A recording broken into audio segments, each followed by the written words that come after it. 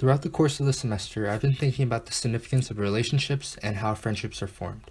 For my DMP1 assignment, I discussed how kind-heartedness, empathy, and humility were all factors that were needed to form these relationships.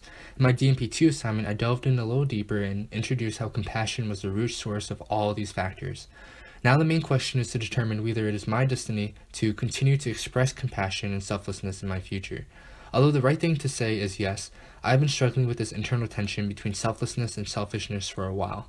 This weekend I spent over 20 hours helping out my students for organic chemistry, and although slightly rewarding since I helped them understand material, I was suffering internally because I had so many other assignments that I had to do myself.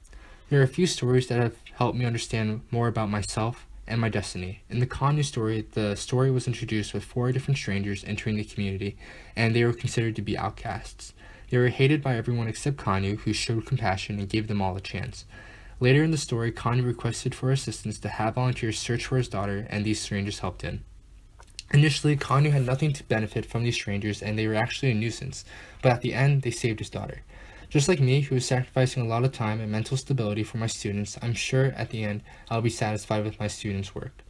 In the Gawain story, King Arthur had to choose between giving up his life or having Gawain marry the hideous Ragnell. Although Gawain agreed to marry her due to his compassionate heart, I'm sure that deep down he was concerned. However, his compassion was rewarded because after he showed sovereignty to Ragnell, she became beautiful.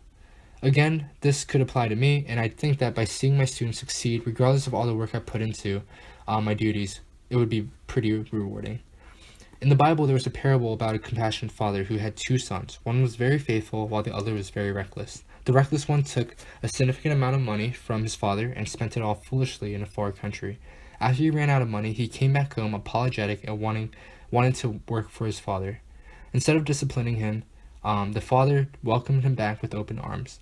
Although the father was kind and was taken advantage of, his love towards his son outweighed anything else in this entire world. This could apply to me because even though my duties were very tedious, I know I'll be very elated to see that my students do well in the class. At the individual level, along with the examples I just talked about, I practice compassion through my current TA duties. My students have an exam soon, and this test is definitely the hardest one among them all. Due to this, I spent 20 hours over the weekend making review videos, answering many questions, preparing discussion worksheets, and creating a review presentation. I do not receive any monetary award for all this hard work. However, my students do see my compassion and my willingness to help them all. Just hearing them say thank you and seeing all their hard work pay off is very rewarding to me. At the particular level, I feel like as a TA, I'm the protector for my students. I'm protecting them from getting poor grades and getting confused. Since students sometimes get intimidated to speak to the professor, they can come to me and receive clarification that way. So in a way, I am helping my students survive this class since Orgo is pretty difficult. At the local level, I see that many professors, including Dr. McCaleb, genuinely want to teach their students and help them to do well in the class. I can see Dr. McCaleb going over many different examples of different journal assignments to help solidify what a good response is. Although Dr. McCaleb does not need to do this, he does it anyways because he really wants us to get the idea.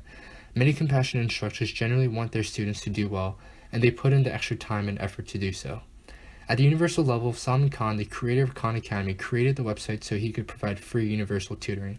He was aware that some people around the world do not have access to a proper education, while those who do may not have good instructors. This individual is the definition of a compassionate man, and in a recent interview with him, he said that he makes these videos because he truly wants to spread knowledge across the world.